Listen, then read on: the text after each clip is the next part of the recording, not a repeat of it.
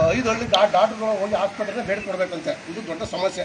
ಪಾಪ ಅವ್ರು ಹೋಗಿ 5 ಫ್ರೆಂಡ್ಸ್ ನಮಸ್ತೆ. ನೋಡಿ, ಬೆಟ್ಟದಪುರ 5 ಆಸ್ಪತ್ರೆನ ಒಬ್ರು ಡಾಕ್ಟರ್ ಮಾತ್ರ ನೋಡ್ಕೊಳ್ತಾ ಇದಾರಂತೆ. ಇಷ್ಟು ಸಮಸ್ಯೆ ಆಗ್ತಾ ಇರ್ಬೋದು ರೈತರಿಗೆ. ಹಳ್ಳಿನ ಮೀಟ್ ಮಾಡಿ ಈ ಆಸ್ಪತ್ರೆಗೆ ಬಂದು ಇಲ್ಲಿ ಆಸ್ಪತ್ರೆ ಪೇಷಂಟ್ ನೋಡ್ಕೊಂಡು ಸಾರ್ವಜನಿಕರಿಗೆ ಇದನ್ನ ನಮ್ಮ KRS ಪಕ್ಷದ ರೈತ ಘಟಕದ ಜಿಲ್ಲಾಧ್ಯಕ್ಷರಾದ ಶ್ರೀ ಸ್ವಾಮಿ ಮತ್ತು ಅವರ ನೇತೃತ್ವದ ತಂಡದವರು ಹೋಗಿ ಪ್ರಶ್ನೆ ಮಾಡಿದ್ದಾರೆ. ಅದ್ರ ಬಗ್ಗೆ ಸಂಪೂರ್ಣವಾದ ಮಾಹಿತಿ ವಿವರ ಈ ವಿಡಿಯೋದಲ್ಲಿ ಇದೆ ನೋಡಿ. ಈ ರೀತಿ ಹೆಚ್ಚು ಡಾಕ್ಟರ್ಗಳು ಇದ್ರೆ ತುಂಬಾ ಅನುಕೂಲ ಆಗುತ್ತೆ ಜನಸಾಮಾನ್ಯರಿಗೆ. ಆದ್ರೆ ಒಬ್ಬ ಡಾಕ್ಟರ್ 5 ಕಡೆ ಆಸ್ಪತ್ರೆನ ನೋಡಿದ್ರೆ ತುಂಬಾ ಕಷ್ಟ ಆಗುತ್ತೆ. ಮುಂದಿನ ದಿನಗಳೇನಾದ್ರೂ ಹೆಚ್ಚು ಕಡಿಮೆ ಆದ್ರೆ ಯಾರ ಜವಾಬ್ದಾರಿ? ಇದಕ್ಕೆಲ್ಲ ಭ್ರಷ್ಟ ವ್ಯವಸ್ಥೆನ ನಾವೆಲ್ಲರೂ ಪ್ರಶ್ನೆ ಮಾಡಬೇಕು. ಈ ರೀತಿ ಎಷ್ಟೋ ನಿರುದ್ಯೋಗಿ ಯುವಕರು ರಸ್ತೆಯಲ್ಲಿ ಹೋರಾಟ ಮಾಡ್ತಾ ಇದ್ದಾರೆ, ನೀಟ್ ಎಕ್ಸಾಮ್ ಪೇಪರ್ ಲೀಕ್ ಆಗಿದೆ ಅಂತ. ಆದ್ರೆ ಇಲ್ಲಿ ಡಾಕ್ಟರ್ ಸಮಸ್ಯೆ ತುಂಬಾ ಕಾಡ್ತಾ ಇದೆ. ಇದರಿಂದ ಮುಂದಿನ ದಿನಗಳಲ್ಲಿ ರೈತರಿಗೆ ಮುಂಗಾರು ಪ್ರಾರಂಭ ಆಗ್ತಾ ಇದೆ, ಏನಾದ್ರು ಹೆಚ್ಚು ಕಡಿಮೆ ಆಗ್ಬೋದು. ಈಗಾಗಲೇ ನಿಮಗೆ ಗೊತ್ತಿರೋ ಹಾಗೆ ಹಲವಾರು ಪ್ರಾಣಿಗಳು ಕಡಿದು ಅಂದ್ರೆ ಹಾವುಗಳಿಂದ ತುಂಬಾ ಸಮಸ್ಯೆ ಆಗ್ತಾ ಇದೆ. ಅದಕ್ಕೆ ತ್ವರಿತವಾಗಿ ಚಿಕಿತ್ಸೆ ಕೊಡಲೇಬೇಕು, ಇಲ್ಲಾಂದ್ರೆ ಪ್ರಾಣ ಹಾನಿ ಆಗುವಂತ ಒಂದು ಸಂದರ್ಭ ಇರುತ್ತೆ. ಇದನ್ನೆಲ್ಲ ಪ್ರಶ್ನೆ ಮಾಡಿ ಸಮಸ್ಯೆಗಳನ್ನ ಬಗೆಹರಿಸ್ಕೋಬೇಕು ಅಂತಂದ್ರೆ KRS ಪಕ್ಷನ ಭೇಟಿ ಮಾಡಿ ಸಂಪರ್ಕ ಮಾಡಿ ಮುಂದಿನ ದಿನಗಳಲ್ಲಿ ಒಂದು ಸುಗಮ ಒಳ್ಳೆ ಸುಲಲಿತವಾದ ಆಡಳಿತವನ್ನ ಕೊಡೋದಕ್ಕೆ ಅನುಕೂಲ ಮಾಡ್ಕೊಳ್ತೀವಿ ಅಂತ ಹೇಳ್ತಾ ಈ ವಿಡಿಯೋನ ಸಂಪೂರ್ಣವಾಗಿ ನೋಡಿ ಶೇರ್ ಮಾಡಿ. ನಮಸ್ತೆ ಬಂಧುಗಳೇ. KRS ಪಕ್ಷ ರೈತ ಘಟಕ ಮೈಸೂರು ಸ್ವಾಮಿ ಅಂತ. ಇವತ್ತು ಬೆಟ್ಟದಪುರ ಹೋಬಳಿ ಪಿರಿಯಾಪಟ್ಟಣ ತಾಲೂಕು ಇಲ್ಲಿ ಆಸ್ಪತ್ರೆನ ಭೇಟಿ ಕೊಡಕ್ಕೆ ಬಂದ.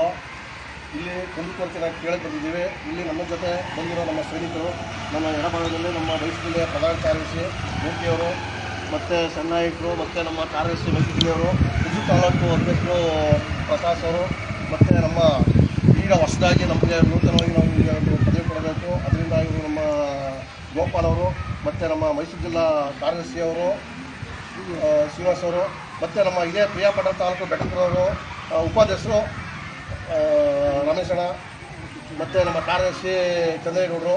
ಇವತ್ತು ಏನು ಹುಣಸೂರು ಪಿರಿಯಾಪಟ್ಟಣ ತಾಲೂಕು ಬೆಟ್ಟದಪುರ ಹೋಗಿ ಬಂದು ಇಲ್ಲಿ ಭರತ್ ಗ್ಯಾಸ್ ಹತ್ರ ಹೋಗಿ ಅಲ್ಲಿ ಸಮಸ್ಯೆನ ಕುಂದುಕೊರತೆನ ಬಗೆಹರಿಸಿ ಈಗ ಬೆಟ್ಟದಪುರ ಹೋಬಳಿಲಿ ಸಾರ್ವಜನಿಕ ಆಸ್ಪತ್ರೆನ ಭೇಟಿ ಕೊಟ್ಟಾಗ ಇಲ್ಲಿ ಒಬ್ಬರೇ ಡಾಕ್ಟ್ರು 5 ಹಳ್ಳಿ ಡಾಕ್ಟರ್ಗಳು ಹೋಗಿ ಆಸ್ಪತ್ರೆಗೆ ಭೇಟಿ ಕೊಡಬೇಕಂತೆ. ಇದು ದೊಡ್ಡ ಸಮಸ್ಯೆ.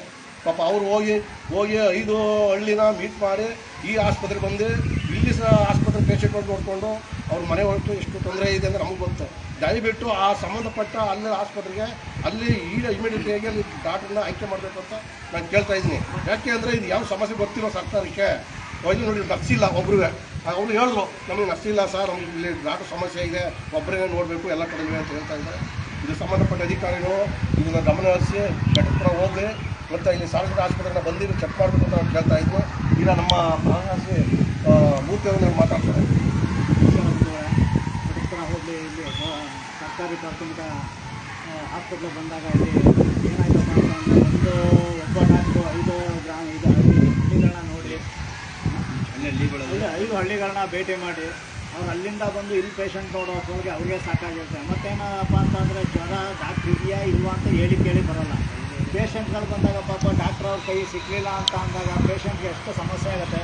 ಇದನ್ನ ಕೂಲಂಕುಷವಾಗಿ ಪರಿಗಣನೆ ತಗೊಂಡು ಸರ್ಕಾರ ಇಲ್ಲಿಗೆ ಯಾವ್ದಾದ್ರು ಒಂದು ಇವ್ರನ್ನ ವ್ಯವಸ್ಥೆ ಮಾಡಿಕೊಡ್ಬೇಕು ಅಂತೇಳಿ ಈ ಸಂದರ್ಭದಲ್ಲಿ ನಾನು ಕೇಳ್ಕೊತಾ ಇದ್ದೀನಿ. ಈಗ ನಮ್ಮ ಪಿರಿಯಾಪಟ್ಟಣ ತಾಲೂಕು ಉಪಾಧ್ಯಕ್ಷರು ಮಾತಾಡ್ತಾರೆ. ನೋಡಿ, ನಮ್ಮ ಬೆಟ್ಟದಪುರ ಇದರಲ್ಲಿ ನಾವು ಒಬ್ಬೊಬ್ಬರೇ ಎಲ್ಲ ಡಾಕ್ಟ್ರು ಎಲ್ಲ ಪ್ರತಿಯೊಂದು ಎಲ್ಲ ಹೊರಗಡೆ ಎಲ್ಲ ಅವ್ರೊಬ್ಬರೇ ನೋಡಬೇಕು.